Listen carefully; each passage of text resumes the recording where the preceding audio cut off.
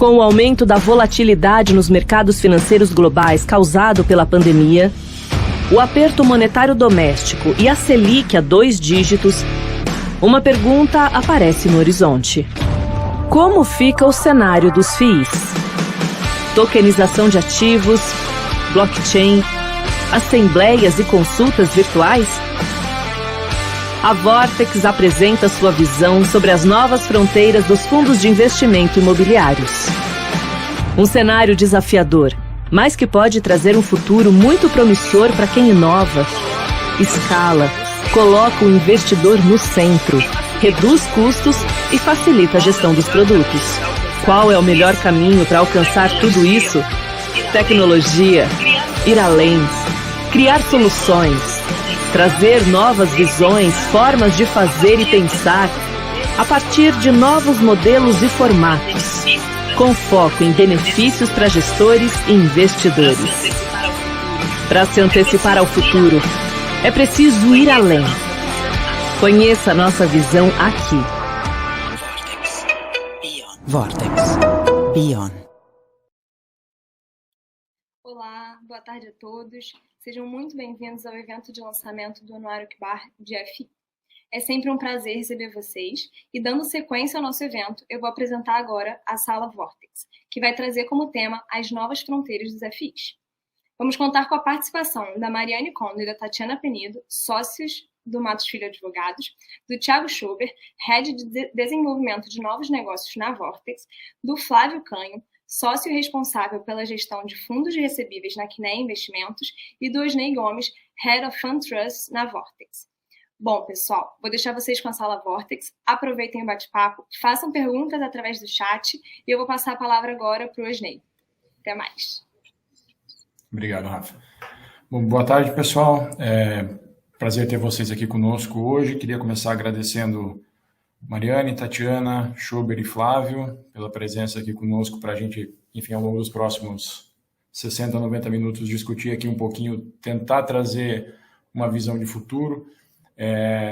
Para começar aqui, eu acho que ao longo do dia a gente já tem conversado a respeito nos outros painéis e no próprio painel de abertura de como a indústria vem se comportando. Então, quando a gente olha os dados de 2021, né, que estão aqui presentes no anuário, a gente vê que foi um ano, mesmo com todos os desafios, bastante intenso para a indústria, recorde de emissões no primário, no secundário.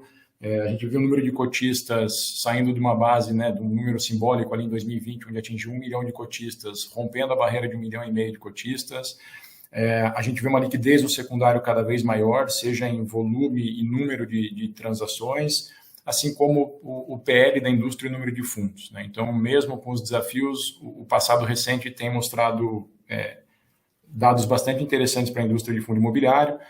Para a gente aqui na Vortex, fundo imobiliário está muito dentro do nosso DNA, seja no business de administração fiduciária, seja nos outros business que a gente tem dentro de casa, por exemplo, o business de agente fiduciário, né? Enfim, a gente é bastante atuante como agente fiduciário no mundo dos CRIs, que guarda uma grande relação aqui com o mundo de fundos imobiliários. Então, a gente é bastante entusiasta do produto. O ano passado, para nós, também foi um ano bastante interessante. Assim como a indústria, o número de fundos, a gente cresceu na média da indústria e nosso PL praticamente dobrou de tamanho ao longo do tempo, o que nos traz aqui sempre uma perspectiva bastante positiva. Mas mais do que olhar, talvez, o passado recente, e talvez até não tão recente, passado mais distante, a gente queria trazer a proposta de olhar um pouco para frente, né? E olhar para frente significa olhar sobre diversas óticas. A gente acabou optando aqui por tentar trazer para a discussão um pouco das novas tecnologias e como é que isso pode impactar o nosso dia a dia, o dia a dia da indústria como um todo.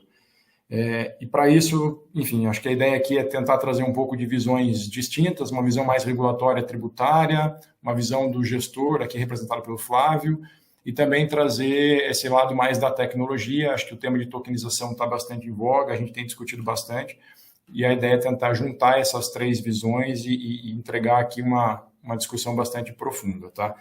Queria começar, Flávio, se possível contigo, para que você pudesse nos dar uma visão aqui sobre a ótica de gestor, né? Como é que você tem visto esse mercado e como é que você vê o mercado daqui para frente, o mercado de fundos como um todo? Olha, bom, Osnei, primeiramente, obrigado a todos vocês pela pelo convite. Prazer estar com os outros convidados aqui, que são conhecidos antigos. E como você bem resumiu, a indústria ela cresceu muito a partir ali de 2018, mais de quase 1.600.000 investidores, né, de fundos imobiliários atualmente, patrimônio acima de 130 bilhões de reais em valor de mercado. E é uma classe muito querida pelo brasileiro. Acho que veio para ficar, assim, por razões culturais. O brasileiro adora imóvel. Essa questão da renda mensal também foi uma característica que acho que muito bem-vinda aí pelos investidores. Então, eu não tenho muita dúvida de que é uma indústria perene, apesar de desafios que sempre surgirão, né? A gente tem questões regulatórias, mas natural que isso ocorra numa indústria jovem. O cenário de juros não ajuda o mercado imobiliário em geral, então a gente está num processo de subida de juros muito grande, muito violento no Brasil. Isso naturalmente freia a atividade imobiliária e o mercado de capitais imobiliário, mas é cíclico. Então, ninguém acredita que os juros permanecerão no patamar acima de 12%, quem sabe 13% por muitos anos, né? Senão o país como um todo não vai andar. E na medida que haja esse processo de normalização num futuro próximo, esperamos, a indústria tende a continuar crescendo bastante, como a gente viu aí nos últimos anos. Legal. Eu acho que todo esse crescimento e esse desenvolvimento da indústria, ele vem naturalmente junto com o desenvolvimento e o aprimoramento regulatório, né? Acho que as coisas são indissociáveis.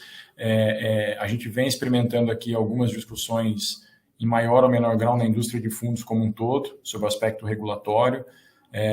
Tem ainda não resultado final, vamos colocar assim, mas a audiência pública da CVM que trouxe ali uma revisão para o arcabouço regulatório de fundos de uma forma macro, tocando um pouco mais no tema de FDICs, né, através do anexo 2. Mas eu queria escutar um pouquinho aqui da Mariana qual a visão, talvez uma visão mais regulatória, né, de evolução regulatória, quais podem ser os próximos pontos de discussão quando a gente olha para a indústria, e aí pode ser da indústria de fundos como um todo, mas talvez um foco um pouquinho maior do que a gente pode esperar olhando para frente da parte de fundos imobiliários.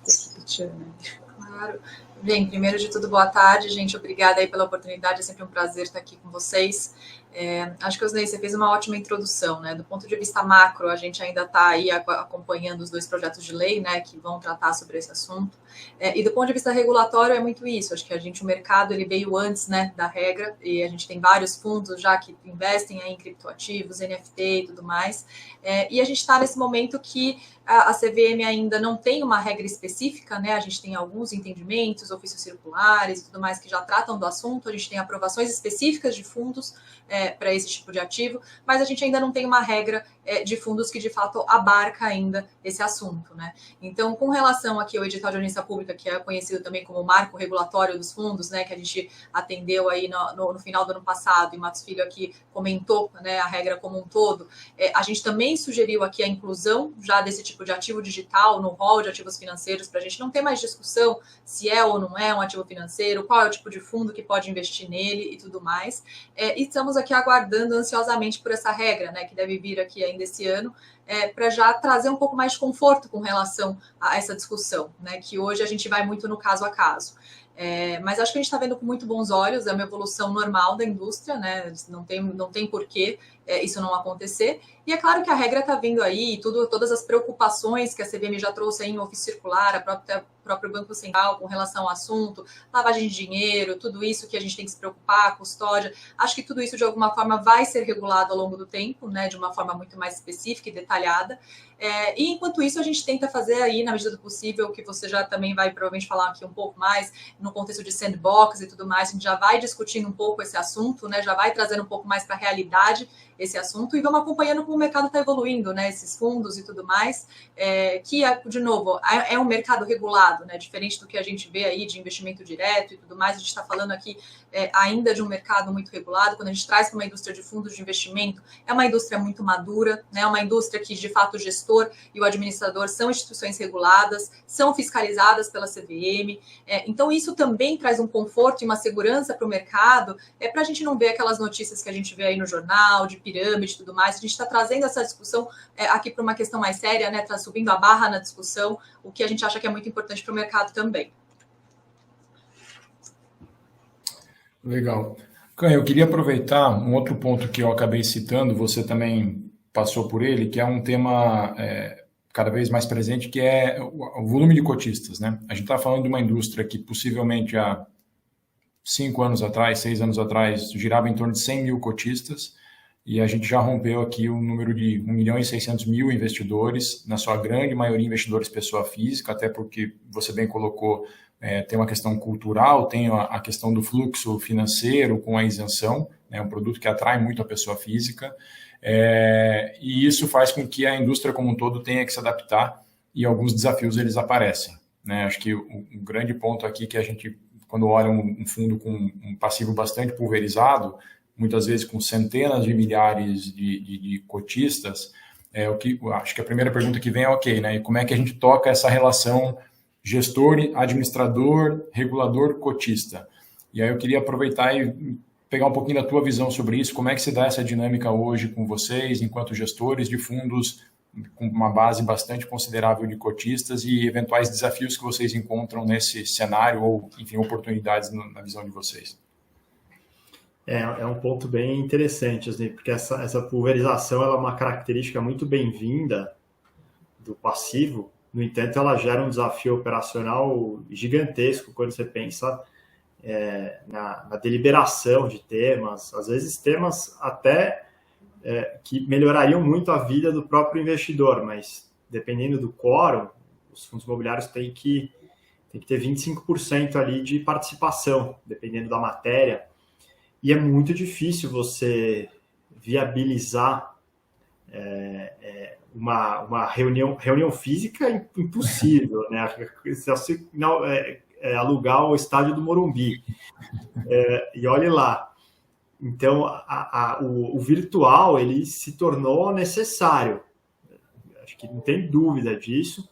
Já houve uma mudança grande, mas acho que tem um espaço enorme ainda para se tornar mais eficiente essa dinâmica. A dinâmica de comunicação, eu acho que ela funciona super bem. Então, os gestores, hoje em dia, fazem coisas até diferentes, né? Fazem vídeos, podcast. Isso, eu diria que já está na versão 2.0 quase. Mas essa parte de governança em si, reforço, às vezes até em benefício muitas das mudanças que às vezes não são possíveis são muito benéficas para os investidores, ainda é difícil, porque mesmo que tenha a participação eletrônica, não é fácil você mobilizar tanta gente. A pessoa não tem tempo, aí o e-mail passa batido, aí às vezes ela tenta fazer o acesso e esqueceu a senha. Então, são uma série de mini questões operacionais, mas que precisam ser resolvidas. Eu acho que a tecnologia vai resolver de um jeito ou de outro, e aí acho que a indústria fica muito preparada, né, para se readaptar ao longo do tempo. Hoje os fundos eles vão ficando velhos, né, porque você não consegue na prática reformar regulamentos e atualizar na medida em que você não tem essa interface fácil. Então, eu acho que é o grande tema, um dos grandes temas, Osnei, para a gente explorar nos próximos anos e construir uma ferramenta realmente eficaz para todos os gestores e todos os administradores conseguirem viabilizar. Perfeito, acho que você trouxe um ponto. Aqui na estrutura do fundo, a gente tem vários stakeholders e vários interessados, né?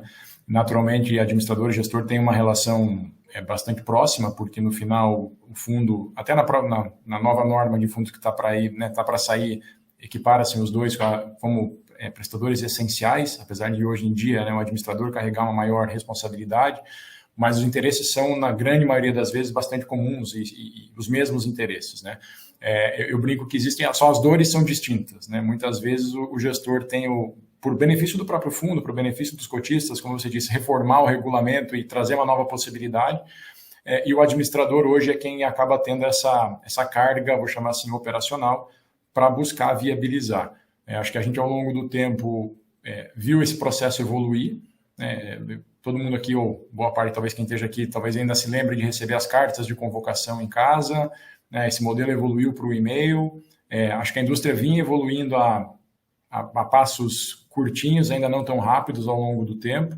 A pandemia certamente acelerou esse processo, né? Trouxe algumas flexibilizações. Você bem trouxe a assembleia presencial, hoje praticamente inviável em uma série de fundos de mercado, mesmo que alugasse o Morumbi, talvez não desse o quórum de 25% necessário em alguns casos. A gente, enfim, viu a pandemia trazendo essa necessidade, seja através de assembleias virtuais, consultas formais, mas o fato é que ainda tem um espaço, na nossa visão, para disrupção, né? O modelo onde você tem uma distribuição, talvez, do mercado através de grandes alocadores, distribuidores, em que você saiu da carta, foi para o e-mail, foi para uma plataforma, é o que você falou, né? O cotista, muitas vezes, ele é cotista de fundos com N administradores, e para cada administrador, para cada distribuidor, tem um sistema, um acesso, uma senha. A gente deu um passo aqui na Vortex bastante interessante nesse sentido. A gente acabou lançando recentemente o nosso processo de consulta formal via WhatsApp, né, que é basicamente hoje o aplicativo talvez mais usado. Então, ainda numa tecnologia já conhecida, talvez não daquela que possa estar por vir, mas muito nesse sentido, no sentido de buscar e trazer também o investidor para dentro da decisão do seu investimento, né? Porque muitas vezes a nossa visão é que a dificuldade do voto, a distância que o investidor sente desse tema, ele muitas vezes acaba não participando das discussões, né? E que são relevantes para o investimento dele. Então, acho que também tem esse tema de apropriar o investidor do investimento que ele tem, das decisões que o fundo vem a sofrer via assembleia, e a gente, enfim, acha que é um desafio interessante.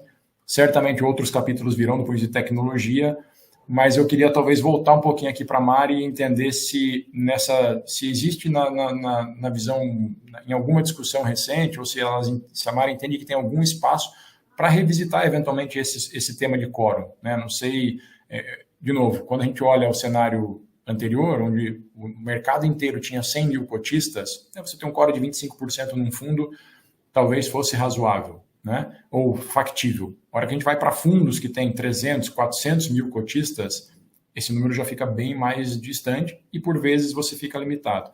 Você vê, Mari, algum espaço nessa nova discussão de fundos imobiliários que ainda deve acontecer depois dessa revisão inicial da audiência pública que está para sair, para esse tema ser discutido? Você acha que, enfim, pode ter essa discussão, que deve haver? Como é que você vê isso do lado regulatório? Acho que é uma ótima pergunta, Osnei. Acho que a regra IA 472, que regula os fundos de investimento imobiliário, já virou uma regra antiga, né? Ela é de 2008, ela, de alguma forma, o mercado de 2008 não é mais o mesmo de agora. Tiveram muitas evoluções, e acho que a CVM já tem consciência disso. Acho que o edital que saiu aí o ano passado já antecipou muito essa discussão de modernização, de uma questão de a gente se aproximar ao mercado internacional com relação ao que a gente tem de indústria de fundo, e com certeza esse deve ser um ponto que vai ser de alguma forma abordado, né? Assim, numa realidade de 2008, talvez os 25% fazia todo sentido. Agora a gente precisa ver o que faz sentido para essa realidade de agora, né, de 2022. Então, eu acho que essa é uma provocação que o mercado deve ter feito já no contexto dos comentários que todo mundo enviou aí para o edital. Precisamos ver como que vai vir. A gente não sabe se todas as regras de fundos vão conseguir, elas vão sair aí esse ano, mas pelo menos acho que a principal, né, que a gente fala que a regra geral de fundos deve vir ainda esse ano. E aí, provavelmente, os anexos com relação a cada um dos fundos, e inclusive o do fundo de investimento imobiliário, vai trazer coisas específicas e aplicáveis a esse tipo de fundo, né? E acho que o quórum, assim, como você disse, hoje é um gargalo, né? Realmente esses fundos são altamente pulverizados, até por uma questão fiscal e tudo mais. A gente tem muita pessoa física nesse tipo de fundo, e é cada vez mais difícil você ter essa pessoa participando, né, da Assembleia, ou até mesmo entendendo o que ela está aprovando. E tem muitas discussões no sentido de, será que faz sentido mesmo ela votar isso? É uma alteração do regulamento que é em benefício dela. Será que ela entende aquilo? Será que isso não deveria ser uma prerrogativa do gestor, né, de poder deliberar? Então, acho que tem muito essa questão também de um mercado mais que não necessariamente o investidor precisa participar ativamente de toda e qualquer decisão, né? Ela escolhe um gestor na medida que ela escolhe um fundo. Ela confia naquele gestor regulado e altamente aqui sofisticado para tomar essas decisões, né? Então, o quanto também ela quer participar de decisões que não necessariamente dizem respeito a ela. Então, eu acho que é uma discussão que ela veio já, como você disse, nessa questão do participante especial, do quanto o gestor ou o administrador aqui, qual que é a função de cada um na indústria de fundos, né? E acho que ela vai vir cada vez mais forte, né? Na questão da lei de liberdade econômica, de como aqui a gente está no mundo global, né? Na questão de fora do Brasil, a gente ter aqui o gestor com muito mais poder, né? Muitas vezes, para tomar determinadas decisões que não precisam passar para a Assembleia muitas vezes. E aqui no Brasil ainda fica um pouco mais amarrado, né, com relação a isso. Então, essa é uma discussão que está na mesa, sim. Eu acho que a CVM vai, de alguma forma, endereçar. A gente já teve várias evoluções desde 2008 até agora. A gente tem aí questões que a gente já consegue passar por comitês, né, e não necessariamente por assembleia. A gente teve outras flexibilizações aí com relação à indústria de fundos de investimento imobiliário que são super relevantes. E eu acho que essa é a próxima. Acho que, sem dúvida, essa questão do quórum, a gente deve, de alguma forma, enfrentar ela aqui no futuro próximo. Interessante. Antes da gente talvez mudar um pouquinho o tema, Flávio, a Mariana trouxe alguns pontos aqui e só para não deixar passar, acho que vale a pena a gente talvez investir aqui um pouquinho, pegar um pouco da sua visão também, que é vou chamar aqui essa divisão, essa nova visão das responsabilidades entre os prestadores de serviço, né? Acho que se a gente olhar historicamente, eu fiz um comentário aqui anterior, a indústria está muito pautada na figura do administrador fiduciário para uma série de atividades.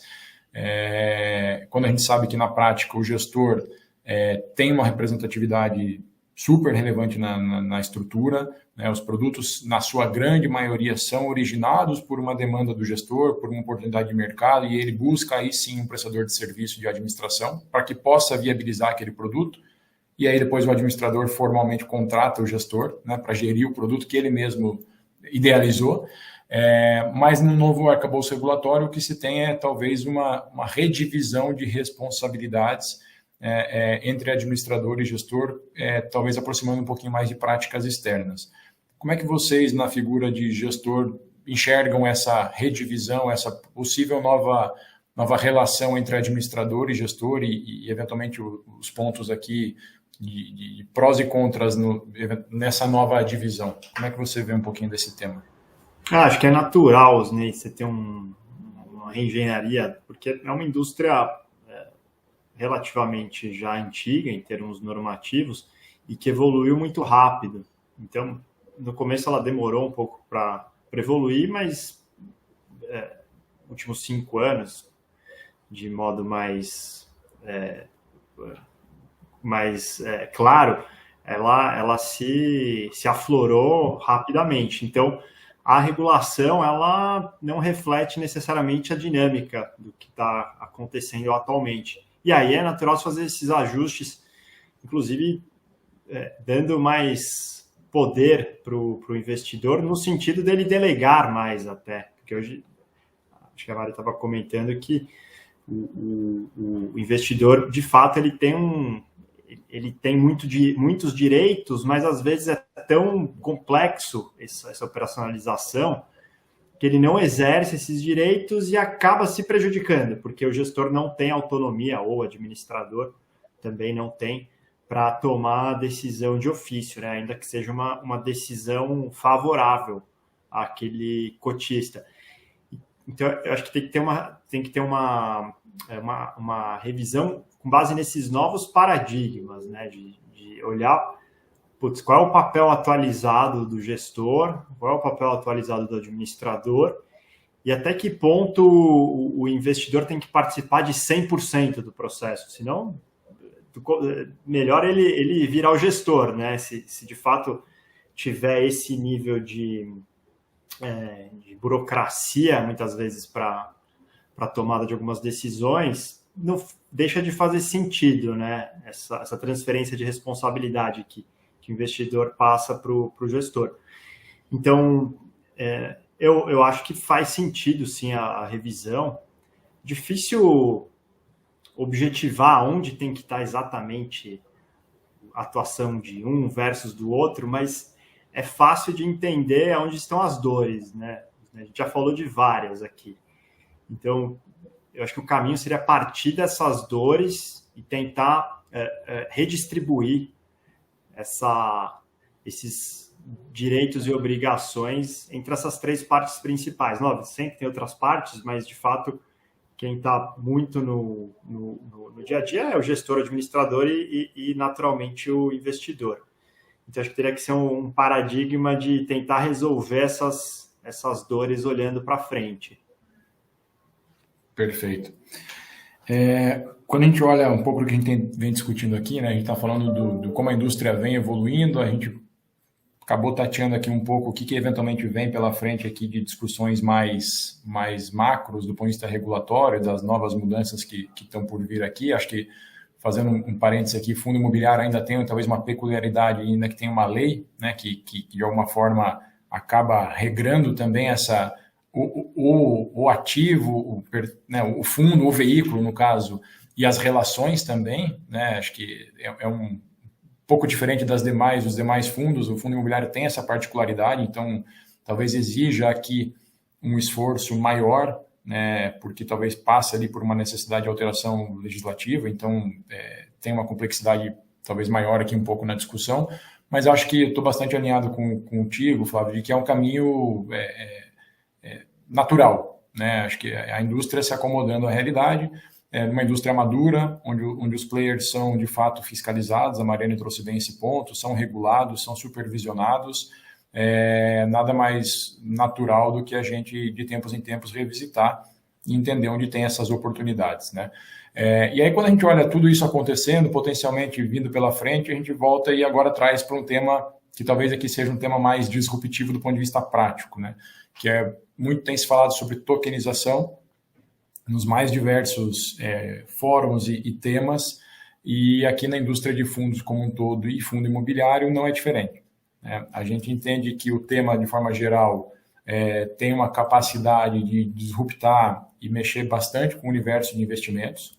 E aí, quando a gente fala de universo de investimentos, a gente está falando do todo, né? Desde o ativo em si, da relação do investidor com o seu ativo, da forma de adquirir o ativo, da forma de liquidar, de acompanhar, até de quem podem ser esses investidores.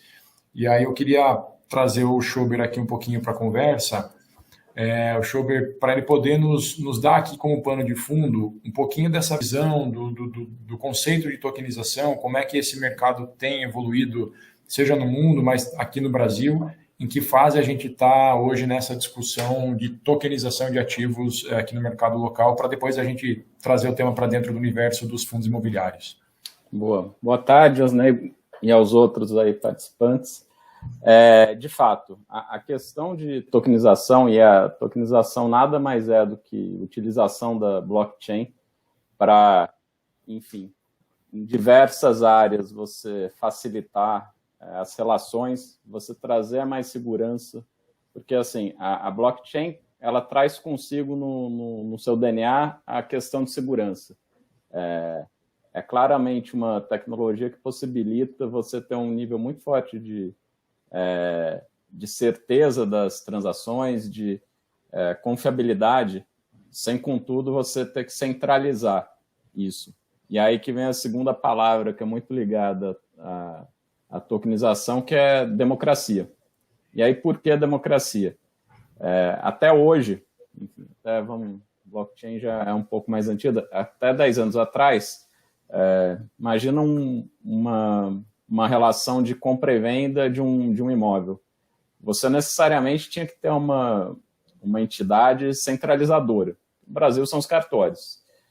E por quê? Não é só porque eles têm esse direito. Assim, eles cumpriam a função de basicamente dar a certeza de que quem está comprando, quem está vendendo o imóvel é o detentor desse imóvel, esse imóvel está livre, desembaraçado, e para o comprador dar essa tranquilidade que uma vez ele fazendo essa relação, de fato o imóvel seria dele. Com o advento de blockchain, e aí a gente chega em tokenização, você consegue tirar essas barreiras centralizadas. E por quê? Porque você consegue ter, a partir de um momento, e esse momento é o chave, que é você tokeniza o ativo, você tem certeza que o detentor do token, ele carrega com ele todas as as benefícios e, enfim, do ativo, e ele pode fazer essas transações de forma descentralizada. E isso aí para a indústria, a grande verdade é que vai acarretar numa série de desdobramentos, e aí falando tanto de fundo imobiliário quanto nas relações próprias de compra, venda de imóveis, como na confiabilidade, porque isso eu acho que é um dos ativos mais importantes dessa tecnologia. É a certeza de quando você está comprando um token, ele de fato, você está comprando aquilo que você se propôs. E aí acho que um tema que a Mariane tinha comentado é você subir a régua da discussão. Porque a partir do momento que a CVM toma à frente, isso é um movimento pioneiro inclusive no mundo, e criou o ambiente de sandbox, eles se propuseram a enfrentar essa questão de forma muito pioneira. E isso acho que é até um elogio que a gente tem que fazer para o regulador, que ele não esperou o mercado todo demandar, se envolver e depois correr atrás com alguma legislação. Não. No ambiente de sandbox, que inclusive a gente está inserido pela tokenizadora, na verdade a gente está construindo todo esse arcabouço para que um gestor, que nem o Flávio, por exemplo, na hora que ele estiver comprando um token, ele tenha certeza que esse token ele nada mais é do que ali a representação de um ativo subjacente, seja ele uma cota de fundo, seja ele uma debênture, e com isso você vai conseguir fomentar um mercado nesse nível. A CVM ela é extremamente preocupada com o que o investidor vai receber de fato. Então, tanto de ter certeza que o investidor teve acesso a todas as informações, como que o investidor que está comprando determinado ativo, ele saiba de fato o que ele vai ter de benefícios e de ônus com esse ativo. E aí que acho que entra um ponto importante mesmo de você ter alguém regulando, que acho que é muito diferente você usar o termo democratizar, que é super positivo, mas você escorregar um pouco e partir para, vou tokenizar tudo sem regulamentação, porque aí você corre um risco, e assim, é um risco real, de cair em situações de eventualmente um investidor estar comprando um ativo que na hora que você tem alguma questão no ativo, algum problema, ele não tem respaldo. Na verdade, está ali com token, não tem quem organize, não tem a figura de um gestor, não tem a figura de, eventualmente, um agente fiduciário que junte todo aquele condomínio de pessoas e fale, esse é o caminho. Então, acho que a gente deve explorar mais isso, mas acho que o primeiro ponto é dividir muito o que é uma tokenização dentro de um ambiente regulado, como a gente está pensando, e a diferença de você ter um fundo com esses tokens e você simplesmente comprar um token. Imagina que peguem um edifício, tokenizem e cada um comprar um pedacinho. Surgem diversas questões, como, o que vai acontecer na hora do estresse? Quando não pagarem o PTU, não tiver um administrador, um gestor para ir lá e puxar essa conversa. Como o detentor do token fica como? Se já é difícil você fazer uma assembleia de fundo, mesmo com todos esses avanços, agora a Vortex usa até WhatsApp para isso, o que você vai dizer de investidores que nem se conhecem? Estão lá só com um pedacinho daquilo. Então, acho que assim, é um caminho gigantesco no mercado como um todo. E aí cabe a nós aqui, e aí são os agentes, desde do arcabouço regulatório, os agentes que têm que se preocupar em toda essa roupagem que você vai dar para as operações, construir um caminho que funcione, né? Sem você travar o mercado, mas de forma que você preserve, no final do dia, o investidor, que, por mais que ele seja especializado, o que a Mariana falou, muitas vezes um investidor, poxa, o cara não tem ali todas as informações necessárias para tomar uma decisão, quanto mais avaliar riscos de um imóvel que ele nem sabe o que é. Ele só queria comprar imóvel e ganhar com a valorização. Todo o resto, a pessoa não pensa na hora de comprar, né? Perfeito, acho que você trouxe um ponto, né? A gente está falando de tokenização aqui, a gente está falando de tokenização de títulos e valores imobiliários, né? Acho que no sandbox regulatório a gente tem aqui na Vortex tokenizadora, o nosso universo, o universo da tokenizadora passa por tokenização de cotas de fundos fechados e debêntures no primeiro momento, mas no final a gente está falando de ativo valor imobiliário. E eu acho que a pergunta que vem aqui, Mariane, quando a gente fala dentro do universo de fundo imobiliário, acho que talvez teria duas óticas, né? Uma ótica que seria a cota do fundo imobiliário sendo tokenizada, ela propriamente dita como tokenizada. Eu acho que essa é uma discussão, quando a gente vai ao mercado, a gente percebe que é uma discussão ainda talvez um pouco mais incipiente se comparado a outros fundos, especialmente pela particularidade de que existe já hoje um mercado de secundário, líquido, organizado na B3 para esse tipo de produto, de cotas, mas também está claro que, eventualmente, o token de uma cota de um fundo imobiliário num balcão organizado, a princípio, essa é a leitura, não perderia suas características tributárias, ou seja, a isenção, mas eu acho que a discussão maior e mais interessante aqui, talvez mais incerta também, seja, eventualmente, os fundos imobiliários, fundos de uma forma geral, mas fundos imobiliários aqui no nosso caso, adquirindo ativos tokenizados, né? E aí eu passar um pouco a bola para você e para a Tatiana, como é que vocês veem esse cenário de fundos eventualmente adquirindo cotas de outros fundos tokenizadas, debêntures e eventualmente mais para frente outros títulos e valores imobiliários também tokenizados? Se o nosso arcabouço regulatório hoje já é capaz de absorver esse tipo de situação e enfim, olhando para frente um pouco do que tem as discussões lá fora e aqui vem acontecendo, aproveitando também essa revisão da norma. Vamos lá. Acho que a regra hoje, ela realmente não abre ainda, né? Ela não tem ainda essa questão de o token desse ativo, o ativo digital desse valor imobiliário também é passível ou não aqui de investimento. Mas o que a gente tem visto aí, acho que fazendo até um paralelo com outros fundos que estão autorizados pela CVM, né? O entendimento hoje, gente, é muito abrangente, né? E acho que a gente vai ter que analisar no caso a caso, é claro, para saber se a gente está falando aqui de um token que atende os requisitos, que de fato representa aquele ativo, fielmente, né, aquele ativo com todas as suas características. Mas assumindo que a gente tem isso, a gente está falando de um ativo digital que nada mais é do que a representação digital, né, daquele valor imobiliário, que hoje é permitido pela 472 para investimento no FII, né? Então, é claro que é uma construção, a gente não tem hoje a regra falando expressamente, né? Pelo menos não até agora, que aquele ativo digital, ele pode sim compor a carteira de um FII, mas a nossa visão, se a gente tiver aqui todos os requisitos atendidos, se a gente de fato conseguir aqui construir que esse ativo digital é fielmente aquele ativo, não teria por que a gente falar que não pode caber dentro da carteira de um FII, né? E eu acho que, independente da discussão aqui, se aquele ativo ele entra ou não como um título de valor imobiliário, né? Porque ainda não está regulado pelo Banco Central, porque a gente não tem regra específica que fala que ele é um ativo financeiro, que é um valor imobiliário e tudo mais. Nós temos inúmeros fundos aí hoje, fundos de ativos financeiros que são fundos multimercados, temos ETFs hoje que já investem nesse tipo de ativo.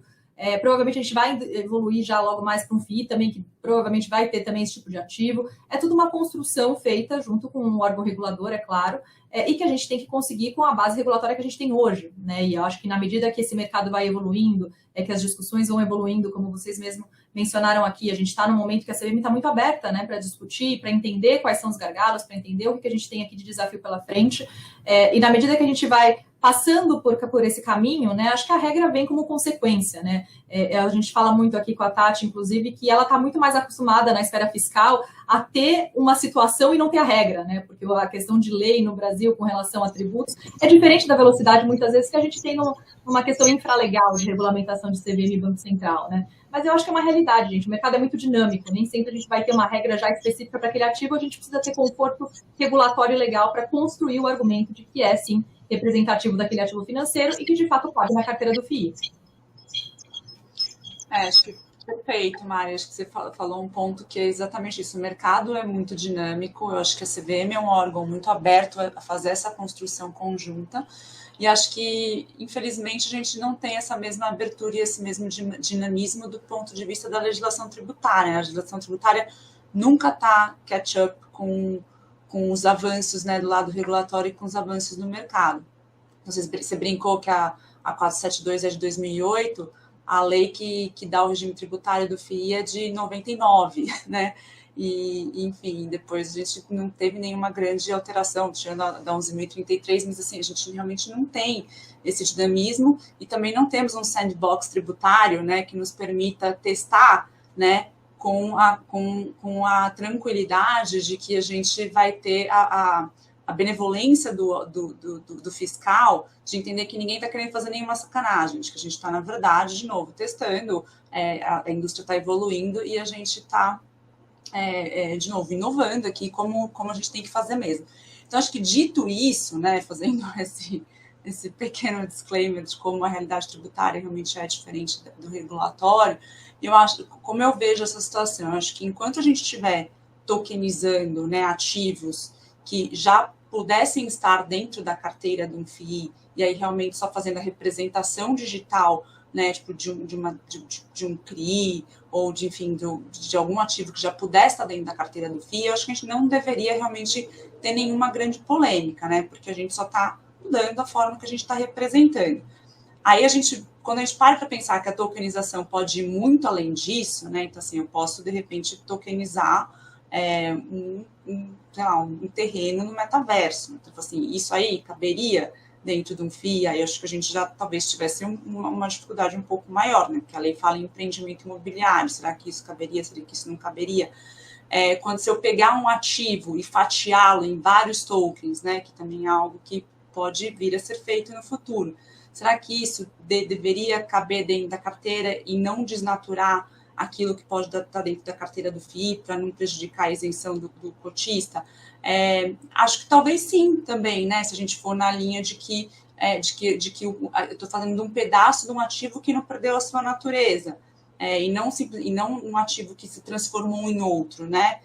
Que poderia ser uma linha de entendimento. Mas eu acho que essas discussões elas têm que realmente ser feitas, porque realmente a gente está construindo isso, né? A gente está construindo o ponto de vista regulatório, a gente tem que construir o conforto tributário. Eu acho que o que a gente não pode ligar o automático e falar o seguinte, pode tokenizar do ponto de vista regulatório, vamos embora. Tipo, não é tão assim, porque a gente tem que ter muita certeza de que a gente não está colocando para dentro da carteira algo que seja contra a essência, né, tipo, da lei, assim, ou que deixe um flanco para a Receita vir a questionar se o fundo poderia ter feito aquela aplicação ou não, e, portanto, desnaturar e, por exemplo, prejudicar a isenção de todos os CPFs que investam em FIIs. Eu acho que a gente tem essa discussão que tem que ser feita conforme a gente evolua para outras, né, para a tokenização de outros ativos. Perfeito. Então, se eu conseguir compreender aqui, pegar o ponto de todo mundo, no final o que a gente está dizendo como os tokens de valores mobiliários, né, são, na verdade, uma representação digital do ativo subjacente, e por ser uma representação digital, não alteram as características intrínsecas ao ativo, ou seja, uma debênture continua sendo uma debênture, um CRI continua sendo um CRI, uma cota de fundo continua sendo uma cota de fundo, com a diferença de que ela talvez esteja representada agora de uma forma inovadora, uma tecnologia diferente, com uma forma de registro diferente. Não haveria motivos para que uma interpretação distinta da que sim seria possível um fundo adquirir o ativo, porque no final ele é só uma representação do ativo em si, assim como tributariamente também não deveria ter nenhuma diferença em relação ao ativo diretamente na carteira. Que não é um ativo diferente, né? Perfeito. A forma de representação não altera o ativo e, por consequência, não traz impactos, sejam tributários ou regulatórios aqui. Eu vou depois falar um pouquinho que talvez a forma possa trazer um desafio para a gente enquanto administrador, enquanto infraestrutura do mercado, que acho que são desafios diferentes, mas eu queria talvez passar a bola um pouco aqui para o Flávio, e entender, Flávio, nesse universo, pegando aqui até o teu mundo mais específico, né, ali como responsável pelos fundos de CRI, como é que você vê, eventualmente, esse mercado de ativos de renda fixa tokenizados, apesar de ainda inexistente, mas uma discussão já em place. O que você acha que podem ser, na visão de gestor, né, de um grande tomador desse tipo de papel, os possíveis benefícios que esse modelo possa trazer para a indústria, né, para o mercado de CRI e outros ativos, mas especialmente para você na cadeira de gestor hoje, que é um grande alocador desse tipo de papel? Legal, né? Acho que em termos de benefícios tem diversos, né? Então, acho que a liquidez do ativo pode ser muito maior quando tokenizado, até pela facilidade de maior facilidade de negociação e também até maior fracionamento, né? Você pode chegar ali em vários decimais nesse tipo de instrumento financeiro. Então, acho que contribui para acesso. As pessoas terem um token de qualquer coisa e isso resulta numa maior liquidez potencial. Tem o contraponto da pulverização que o Thiago mencionou é a governança, né? De você conseguir reunir todos esses detentores numa determinada deliberação, que no caso de um token pode ser feita por contratos inteligentes. Então, talvez a solução seja até mais fácil do que aquela que a gente discutiu um pouco aqui para o mundo atual. Acho que um outro benefício super relevante é essa cadeia registral totalmente pública, via blockchain. Então, qualquer pessoa vai ter acesso ali à movimentação daquele ativo, daquele token, e para sempre estará público. Hoje em dia é bem difícil de você monitorar o mercado secundário. A gente faz esse processo aqui na gestão de entender para onde estão indo os ativos e quem são os detentores, mas você não tem digamos, um arquivo público para facilitar esse processo. Então, é um trabalho de caça ao tesouro, quase. Então, acho que essas duas questões de maior flexibilidade em termos de liquidez e maior transparência, elas são super relevantes. Você tem uma questão também de desintermediação, que pode levar para uma indústria de menores custos. Aí acho que é um outro benefício, mas o tempo vai dizer se isso acontece realmente. Então, eu acho que é um pouco disso, Osnei. Ainda os fundos não têm, como você bem citou, os fundos imobiliários não entendo que não podem, ou se podem ainda não está tão explícito, comprar esses tokens, sejam representando ativos físicos ou CRIs, mas me parece uma progressão natural dentro de todas essas mudanças que a gente está discutindo aqui, que isso se torne parte das carteiras num futuro não tão distante. Schober, os pontos que o Flávio trouxe aqui um pouquinho, da questão da liquidez, da questão do nível, né, de informações, como é que isso tem sido discutido ao longo aqui do processo de sandbox? Você consegue contribuir um pouquinho para a gente? Qual que é a visão e a expectativa nesse sentido? Isso acho que é a essência da blockchain. É essa questão do registro em ordem cronológica, que você consegue rastrear. Então, de fato, você sabe ali aonde trafegaram essas chaves. A questão da liquidez, ela ocorre principalmente pela desintermediação, que vamos pensar hoje numa operação tradicional aqui de você quer vender fundo imobiliário, ele tem uma característica importante aqui, que assim, ele tem um ambiente de bolsa e é um ambiente líquido. Assim. As pessoas, hoje em dia, já transacionam muito mais. Mas se a gente for para qualquer outra cota de um fundo fechado, a verdade eles ficam nichados, eventualmente, uma cota de um FDIC de um fundo fechado. Existem fundos muito grandes de FDIC fechados, e esses investidores, eles muitas vezes ficam restritos ali naquele cercado da asset que vendeu ali a cota de fundo. Às vezes são cotas prazos longos, enfim. Então ele pode vender aquilo? Pode, mas ele tem uma dificuldade de ter que acessar corretor acessa B3 acessa corretor de de vendedor e vendedor topa, ou seja, você faz um cotovelo. Aqui, se você cria esse mesmo ambiente de bolsa que já existe para os FIIs, para ativos em geral, e essa ideia, assim, o conceito básico da tokenizadora é criar um ambiente de mercado de balcão regulado para tokens. Você basicamente, tendo ativo, você vai disponibilizar ele para venda e colocar preço. Se tiver um outro investidor interessado e der um match na ordem, a venda foi feita. E simples assim. Então, nesse ponto de liquidez, assim, os benefícios de fato vão ser enormes, porque essa necessidade de centralização que antes existia, e eu acho que a gente tem que também contextualizar isso no tempo. A necessidade de centralização ela estava muito ligada à tecnologia que a gente tinha, né? Que basicamente você dependia ali de centralizar para prover segurança. E é isso que a blockchain traz ali de benefício.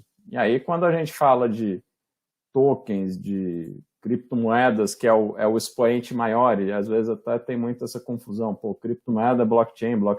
Não, blockchain é um ambiente e ele é público, então você vai ter benefícios muito grandes nesse sentido. Perfeito. Eu tinha feito um comentário aqui, que é um pouco do desafio vou chamar aqui dos prestadores de serviço na cadeia como um todo, né? Porque partindo da premissa em que a gente, enfim, cada vez mais vai ver esses ativos tokenizados, né? Isso tende a trazer liquidez, e acho que é um pouco do que até de manhã, no bate-papo que eu tive com o Cal, a gente acabou discutindo um pouco o que vem primeiro, né? Será que é a liquidez no mercado secundário que faz com que a gente tenha mais investidor no mercado, no mundo de fundos imobiliários? Ou será que é o fato de a gente ter mais investidor que faz com que tenha mais liquidez? Eu acho que eu comentei ali que eu acho um pouco difícil dissociar as coisas. Eu acho que é uma via de mão dupla aqui. Certamente o maior número de investidor traz mais liquidez e certamente maior liquidez também acaba, se não atraindo, diminuindo as barreiras de entrada para novos investidores, então acaba sendo um círculo virtuoso aqui para todo mundo. E se a gente imagina que nesse novo universo, vou chamar assim, de ativos tokenizados, isso também tende a acontecer, né? E aí com todas as facilidades tecnológicas do cenário, é bem possível que a gente vá ver cada vez mais investidores, dentre os quais fundos imobiliários, né? Eu comentei aqui hoje, fundo imobiliário talvez seja o grande tomador de CRI no mercado, né, da securitização. A gente veja os fundos indo atrás desses ativos também tokenizados, né, especialmente considerando que a gente consegue atualmente, no futuro, certamente com mais facilidade, caracterizar isso como ativo de fato e encarteirar dentro de um fundo. Mas o que resta aqui para a gente do lado da administração, da custódia, da escrituração é o lado operacional dessa história, né? Como é que a indústria também de fundos do lado de infraestrutura evolui para interagir nessa nova realidade, né? Porque hoje, se a gente olhar os nossos processos, e eu brinco também, acho que no nosso texto aqui no Kibar, aqui no Anuário, a gente coloca um pouco disso. Se a gente for olhar a indústria como um todo, assim, o processo pouco mudou, né, de como você estrutura um produto, coloca ele de pé, gera este fundo no dia a dia operacional da história, né? A gente foi trazendo tecnologia, a tecnologia foi simplificando alguns processos, foi trazendo eficiência, segurança para outros, mas no final ainda é muito parecido, né, o dia a dia da operação. E quando a gente vai para esse novo cenário, talvez tenha uma mudança relevante aqui, né? A gente falou um pouco mais cedo aqui, como é que eu faço a conciliação de um ativo tokenizado? Hoje, para eu conciliar um ativo investido por um fundo, dependendo do tipo do ativo, a gente vai na contraparte central, a gente vai no livro do escriturador, a gente vai num cartório. A hora que eu vou para um ativo tokenizado, eu preciso mudar a minha dinâmica. A gente precisa entender que a dinâmica muda, eu passo a conciliar, talvez até de uma forma muito mais segura, muito mais transparente, muito mais aberta, muito mais rápida, mas o fato é que isso muda. Um outro tema relevante é como é que a gente precifica esses ativos, né? Como é que se dá a precificação de um token. O caminho natural seria falar, bom, ele é a debênture, né? Ele é uma cota de fundo, a gente acabou de dizer que ele é uma representação digital, mas ele tem um mercado secundário, né? E aí o mercado secundário tem preço, negociação, preço público. Então, eu acho que o desafio da tokenização, além de trazer toda essa possível mudança que eu acho que sim é disruptivo, né? Acho que talvez a gente esteja vendo aqui só a pontinha do iceberg, né? Do que isso pode trazer de fato. Mesmo onde tem mais profundidade já essa discussão em outros mercados, a gente ainda vê que talvez ainda seja bastante incipiente. Quando a gente traz para o mundo de fundos, a gente certamente vai colher bastantes benefícios aqui, né? Seja sob a ótica do gestor, pela liquidez do seu ativo, seja sob a ótica do investidor, que passa a ter produtos mais inovadores, sob a ótica da indústria, dos prestadores de serviço, com produtos menos custosos, mais eficientes, mais rápidos, e até numa perspectiva, eventualmente, de uma janela de liquidação completamente diferente, né? Hoje a gente tem janelas de liquidação de ativos e, por consequência, também, não é só por isso, de passivo, né? Aplicação e resgate em fundos, compra e venda de cotas no secundário, que são limitadas pelo modelo operacional e tecnológico atual, né? Se a gente vai para um modelo onde, eventualmente, uma plataforma de negociação de tokens pode, no limite, operar 24/7, qual a mudança disso para a indústria como um todo, né, de investimentos e para o mundo de fundos? Eu passo a ter um fundo que pode ter suas cotas negociadas 24/7, ele pode comprar ativos 24/7. Até pouco tempo atrás a gente vivia de TED, TEF, DOC. Hoje tem PIX, com as suas limitações, mas com uma série de facilidades também. Então, sob a ótica aqui mais operacional, acho que tem esse aspecto importante também, incerto de alguma forma, porque na prática ele não existe ainda, mas em construção muito alinhado com o que a gente vem aqui vendo e discutindo, de que certamente essa tecnologia deve nos favorecer, né? A gente não sabe, talvez não consiga capturar ainda todos os ganhos que ela vai trazer, mas certamente a gente vai, em qualquer uma das pontas aqui que a gente vem discutindo, ter ganhos importantes com o uso da tokenização, do blockchain e outras tecnologias que ainda a gente não consegue nem discutir porque não estão aqui, mas cada vez mais vão aparecer de forma mais rápida no nosso dia a dia. Eu acho que se eu puder até fazer um comentário, né? Acho que essa questão que você endereçou, e de fato ela é relevante, como você tem controle de um ativo em todas as pontas, e qual que é o potencial disso levado ao extremo. Eu acho que essa é um dos motivos, inclusive, que, enfim, no Sandbox a CVM determinou que, inicialmente, o ambiente de negociação ele tem que ser fechado. Fechado em que sentido? Os ativos eles vão existir nesse ambiente. Só que nesse ambiente, por ele ser fechado, a tokenizadora vai ter acesso a todos os preços de mercado primário, secundário, rastreabilidade de quem está com os tokens. Esses tokens, apesar deles estarem numa blockchain que ela é pública, isso só traz mais segurança ao processo.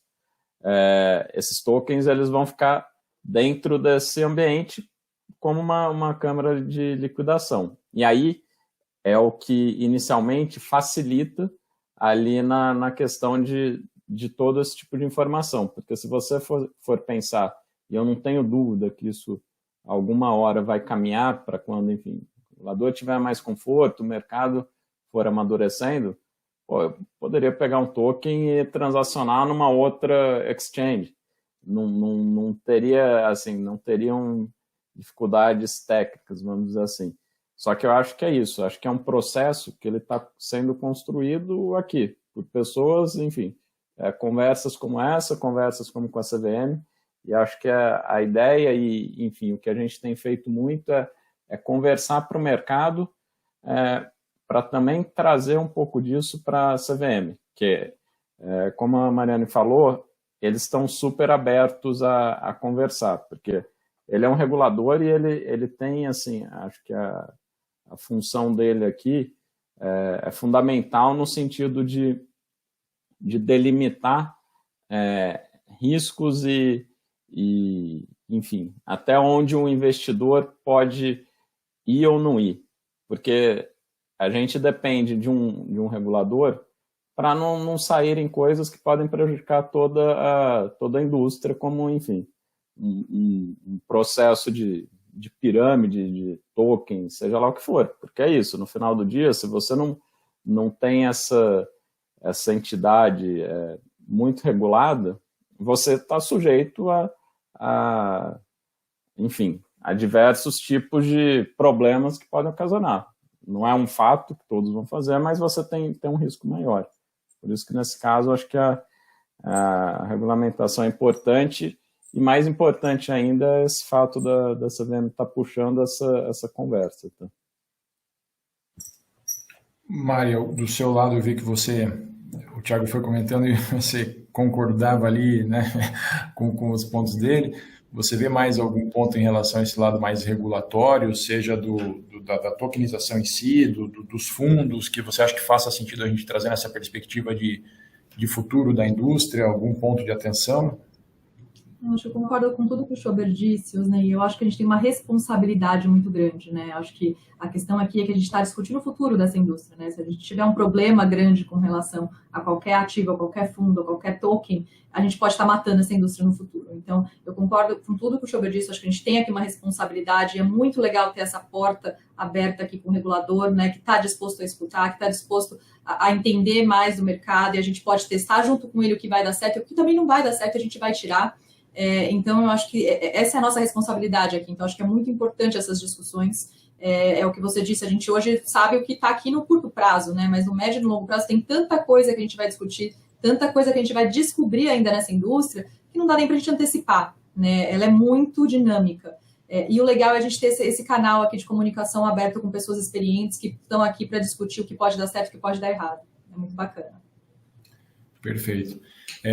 Partindo um pouquinho aqui para talvez algumas perguntas que o pessoal encaminhou aqui, não é muito, tem um pouco não relacionado ao que a gente vem falando aqui, mas acho que é um ponto que a gente consegue aproveitar um pouco também da visão da regulatória e até do próprio Flávio, que é um pouco da discussão mais difícil, mais polêmica um pouco ali no final do ano passado a respeito da distribuição de dividendos, né? Acho que teve um outro painel que discutiu, mas se a gente a pergunta diz se a CVM deve voltar com este tema a respeito dessa discussão. Aí, Mário, não sei se você quer dar uma visão mais regulatória aqui, o Flávio um pouco dos impactos no dia a dia da gestão, mas, de forma geral, a leitura é que, sim, é um tema mais delicado, um tema que, enfim, muda, tem poder de mudar um pouco o tamanho da nossa indústria, né, a dinâmica da indústria. Acho que essa é a grande preocupação. Pelo caminho A ou pelo caminho B, impactos haverão, e acho que a grande preocupação do mercado, de uma forma geral, está em entender qual é o caminho a ser seguido, porque os impactos para a indústria como um todo eles podem ser diversos, né? Eu sempre gosto de trazer as óticas regulatória, operacional e conceitual, mas mesmo sob a ótica operacional, eventual decisão contrária àquela que já vinha sendo utilizada e o modus operandi do mercado, ele traz um impacto, né, para você viabilizar. Mas eu queria aproveitar um pouquinho, olhando para frente, o que vocês acham que, nesse sentido, sem fugir muito do tema, mas só para responder também, ser coerente aqui com as perguntas, se você tem algum ponto nesse sentido, Mari, e depois para o Flávio. E até inverter, Osnei, acho que seria interessante escutar a primeira visão do Flávio, porque eu acho que o regulatório vai seguir muito o que a prática de mercado vai determinar, né? E eu acho que essa foi uma discussão bem quente aí nos últimos tempos, então acho que seria legal de escutar a visão primeiro do gestor para a gente entender um pouquinho para onde a regulamentação vai. Eu acho que no momento ninguém sabe, assim, né, Osnei? Essa é uma decisão, o que todo mundo sabe, né? Ela está suspensa e existe uma reconsideração em análise, e acho que a CVM tem todo o interesse em manter a indústria se desenvolvendo, então eu não acho que... A minha visão não é tão fatalista, do tipo, a indústria vai acabar, etc. Seja até a gente indo para um cenário que seja necessário um ajuste maior do que o mercado gostaria. Eu acho que o mercado se adapta, né? A gente já viu isso N vezes em outras indústrias também. Então, quando o produto é bom e as pessoas gostam, e acho que o mercado é criativo, existem soluções. Às vezes não é a manutenção, né? Ninguém gosta de mudança. O ser humano é avesso a mudanças. e óbvio que as mudanças precisam ser bem ponderadas para que elas não gerem um efeito inicial maior do que o necessário, mas seja o caminho A, o caminho B, que a gente ainda não tem essa clareza qual vai ser a resultante, eu não tenho muita dúvida de que o mercado vai seguir. Perfeito. Com criatividade, boa vontade. Tipo, o regulador é aberto para ouvir também. O mercado vai ter que se mexer do lado do mercado. E aí uma visão conciliatória resolve essa questão. E o copo meio cheio é que talvez resolva já mais em definitivo, né? Você traga maior uniformização entre práticas, ou ainda que talvez não seja possível você ter uma uniformização entre todas as classes, porque tem muitas particularidades. A gente fala como se fosse uma coisa só, mas os fundos imobiliários são muito diversos. Então, você pode ter práticas válidas que não se anulam, né? E diferentes. Então, eu acho que a resultante pode ser um bom manual aí de práticas com especificidades para cada subsegmento, né? Então, é difícil a gente pensar que o processo dos fundos de tijolo vai ser idêntico aos dos fund of funds e idêntico ao dos fundos de CRI, porque são ativos base distintos. Então, é natural. Eu acho que essa discussão, uma hora ou outra, ela ia acontecer. Que a gente foi empurrado, talvez, para uma discussão e não, o mercado não queria, talvez, discutir tão rápido, mas acho que pode ter uma limonada aí muito, muito doce, né? Muito azeda, né? Se houver uma convergência de práticas e de orientações para que os administradores, em geral, consigam seguir. Perfeito. Eu diria que do ponto de vista regulatório, né, o que aconteceu é o que todo mundo acompanhou, né? A gente tinha uma prática, teve uma decisão aí que mudou um pouco o rumo dessa discussão e hoje ela encontra-se suspensa. Então, assim, eu acho que tem uma discussão aqui também contábil, né, envolvida muito forte, não só regulatória, mas acho que, sem dúvida, acho que a pergunta aqui é super pertinente porque a CVM deve voltar, né, nessa discussão em alguma medida, até para a gente trazer um pouco mais aqui de cor, né, para a discussão e trazer um pouco mais de certeza, como disse o Flávio, porque hoje a gente sabe que é feito dessa forma, a gente viu aqui um entendimento da CVM no sentido contrário, como vai ficar solucionada essa discussão, né? Mas acho que por enquanto o assunto está suspenso mesmo, concordo com o Flávio, acho que a gente não tem aqui muito uma regra ou uma orientação específica e direta, né, com relação ao assunto, mas é um tema que está quente ainda, né? Eu acho que o mercado como um todo está se movimentando, tem um canal aberto aí de discussão com a própria CVM, tem discussão também com o contador, acho que tudo isso de alguma forma vai levantar de novo o assunto em alguma medida.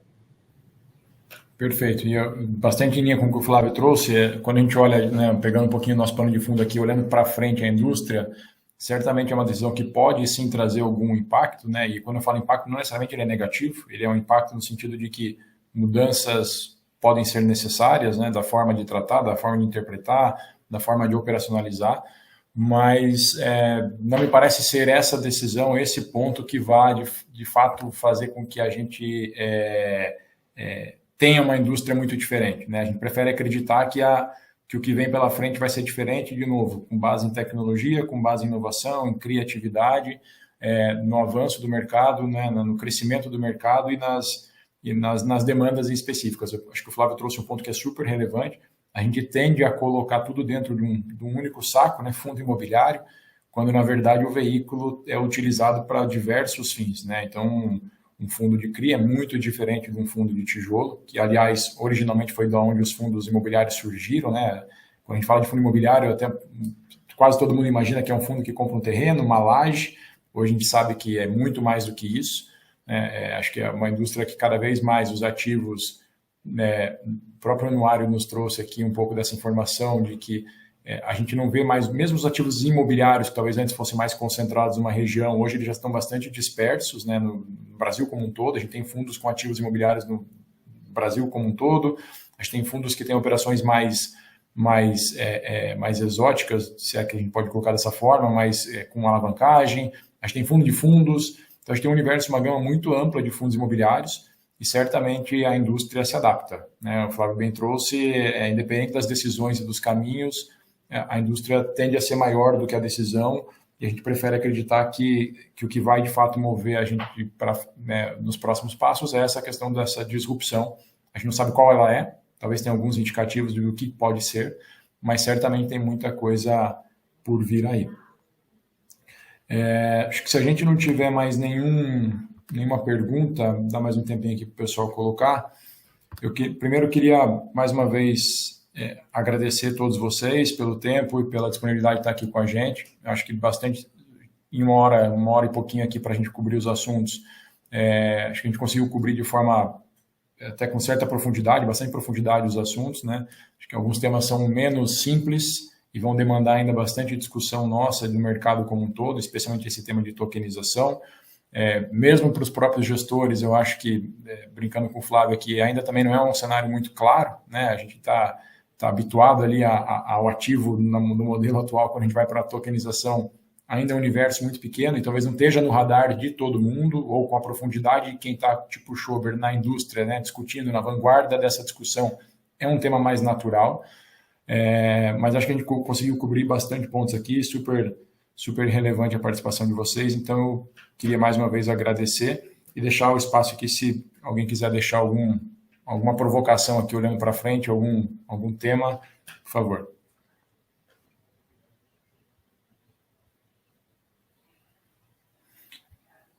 Se não, eu vou chamar, acho que o Cal, ele deve entrar aqui com a gente para fazer um fechamento. Obrigado, Osnei. Boa tarde a todos. Primeiro, eu queria parabenizá-los, agradecer a Vortex, ao Osnei, ao Thiago, por trazer esse tema e esses convidados para a gente encerrar o nosso último dia do evento de comemoração dos 15 anos dos anuários. Parabéns a todos, foi realmente muito, muito interessante participar, ouvindo essa combinação que eu diria que esteve presente em todos os nossos painéis, né? Mas talvez vocês conseguiram encapsular isso de uma forma muito legal, que é tecnologia e marco jurídico, né? As transformações que a gente está presenciando. A gente falou de muita coisa nesses 4 dias, né? Falou de mercado primário, mercado secundário, falamos de expansão da base de investidores, como a securitização imobiliária pode contribuir com um projeto super interessante, social, de moradia popular no centro de São Paulo. Quer dizer, os temas foram muito amplos, mas discussões com relação à lei, MP, mudanças regulamentares, né, as nossas expectativas sobre as normas dos fundos, tudo isso esteve muito presente juntamente com o que a tecnologia está ajudando a transformar, desde eventualmente a distribuição desses valores imobiliários com um público ainda mais pulverizado, mas também como é que a tecnologia está ajudando que esses processos, né, que esses modelos que não mudam há muito tempo, né, como é que eles estão mudando, como é que eles estão se transformando. E realmente, para nós, na Alquibar, a gente vê isso como um privilégio, né? Eu acho que a gente está vivendo um momento muito especial de transformação do mercado de capitais, dos mercados de securitização, de fundo imobiliário. Acreditamos, Osnei, como você, né, que a gente está olhando aqui ainda a pontinha do iceberg. Isso ainda tem uma transformação ainda muito profunda, ainda muito intensa, eu diria quase que sísmica, né? A gente vai ver a maneira como a gente se relaciona com o mercado financeiro, com o mercado de capitais, completamente diferente daqui a 3, 4, 5 anos. Isso está acontecendo, a gente está vivenciando na prática. E, mais uma vez, muito obrigado, parabéns. O evento em si acaba hoje, né? Acaba agora, com esse último painel, mas todos os vídeos, toda a discussão que a gente teve ao longo desses 4 dias vão estar na plataforma da Alquibar, dentro da plataforma dos anuários. Então, quem não teve oportunidade de assistir, convido a todos de assistir, é gratuito, está tudo lá disponível. E a gente vai continuar aqui nessas discussões, nas provocações. O Osnei teve a oportunidade de participar aí de algumas provocações minhas, né? Então a gente já está com uma agenda aí intensa de planejamento de eventos. Já em abril agora a gente faz o Conexão Kibar, que é um evento exclusivo para assinantes. A gente quer trazer aqui uma visão que a gente talvez não explorou muito dentro desses 4 dias, que é o investidor estrangeiro, né? Principalmente o institucional estrangeiro, né? Se a gente está fazendo todas essas mudanças, se a gente está fazendo todas essas transformações, né? O que pensam, quem são eles, né? O que comem, né? Como procriam, todas essas perguntas eu acho que a gente precisa se fazer com relação aos investidores institucionais estrangeiros, com relação a volume, prazo e, obviamente, com relação à informação, né? O que para eles é interessante para que eles possam investir e se sentir confortáveis no país. Então, a gente tem esse evento que deve acontecer no final de abril, a gente está tentando fechar aqui datas, e, obviamente, que a gente já está com a cabeça também em setembro, quando a gente faz mais uma edição do Kibar Day, um evento que vai abordar tudo isso que a gente está falando aqui, que a gente falou nos 4 dias, e muito mais, né? Então, fiquem ligados, todos se sintam convidados, e, mais uma vez, muito obrigado, boa tarde a todos, e sigam a gente nas nossas redes sociais e nas nossas comunicações para o público em geral. Obrigado. Obrigado.